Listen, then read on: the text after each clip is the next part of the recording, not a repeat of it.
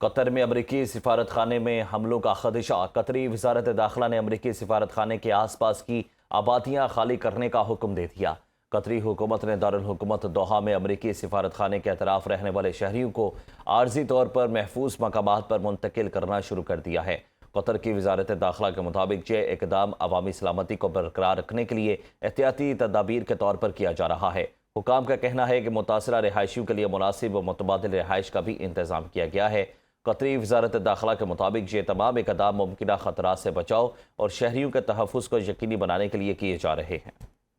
عام خبر دیں آپ کو بتائیں کہ ایران میں جنگی صورتحال ہے۔ ہزاروں خاندان دارالحکومت تہران چھوڑنے پر مجبور ہو گئے ہیں۔ جنگ کے ابتدائی دنوں میں تہران سے 1 لاکھ افراد نقل مکانی کر گئے۔ اقوام متحدہ کا انکشاف UNHCR کی ایران کی صورتحال پر رپورٹ جاری، جس کے مطابق امریکہ اور اسرائیلی حملوں کے بعد تہران میں بڑے پیمانے پر شہریوں نے نقل مکانی کی۔ اقوام متحدہ کی ریفیوجی ایجنسی نے انسانی بحران کا بھی خدشہ ظاہر کر دیا ہے۔ روسی صدر ولادیمیر پوٹن نے کہا کہ ایران جنگ کے باعث توانائی کی قیمتوں میں اضافے کے بعد روس یورپ کی گیس سپلائی روکنے پر غور کر سکتا ہے۔ اپنے بیان میں انہوں نے کہا کہ یورپی یونین روسی گیس اور LNG پر پابندی لگانا چاہتی ہے۔ پوٹن نے کہا کہ روسی گیس اور تیل پر پابندیاں لگیں تو روس کے لیے دیگر منڈیوں کا رخ کرنا فائدہ مند ہو سکتا ہے۔ غیر ملکی میڈیا کے مطابق روسی توانائی پر یورپ کا انحصار کم ہونے پر ماسکو چین سمیت دیگر منڈیوں کی طرف بڑھ رہا ہے۔ چین نے ثالثی کے لیے اپنا نمائندہ خصوصی مشرق وسطی بھیجنے کا اعلان کر دیا ہے۔ چینی وزیر خارجہ وانگ زی کا سعودی عرب اور اماراتی وزرائے خارجہ سے ٹیلیفونک رابطہ۔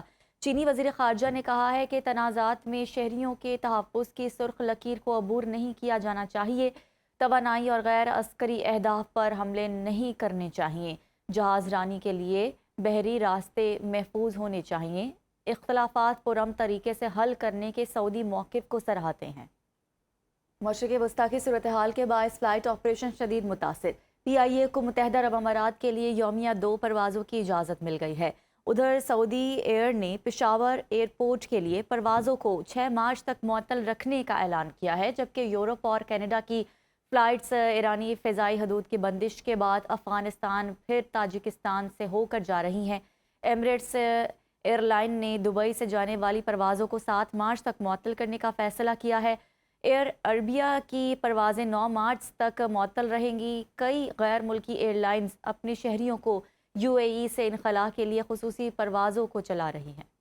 ایران UAE کشیدگی کے دوران پھنسے سیاحوں کے لیے بڑا ریلیف۔ اوور اسٹے جرمانے معاف کرنے کا اعلامیہ جاری۔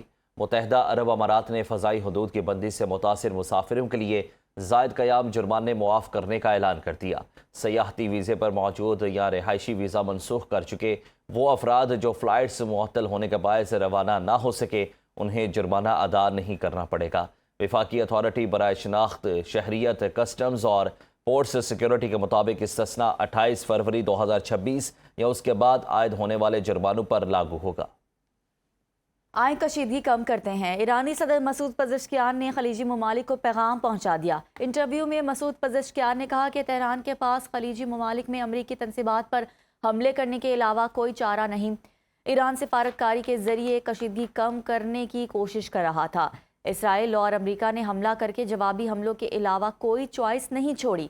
ہم اپنی خود مختاری کے احترام کے خواہاں ہیں۔ شہید آیت اللہ خامنائی کے سینئر معاون محمد مخبر نے ایرانی میڈیا کو انٹرویو دیتے ہوئے کہا کہ امریکہ سے مذاکرات نہیں ہو رہے، مذاکرات کا کوئی ارادہ بھی نہیں۔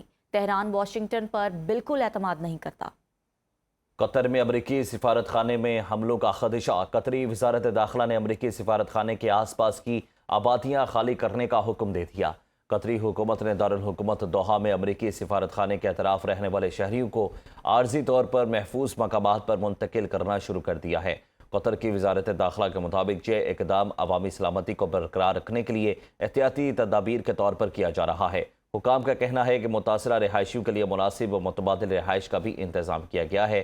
قطری وزارت داخلہ کے مطابق یہ تمام اقدام ممکنہ خطرات سے بچاؤ اور شہریوں کے تحفظ کو یقینی بنانے کے لیے کیے جا رہے ہیں۔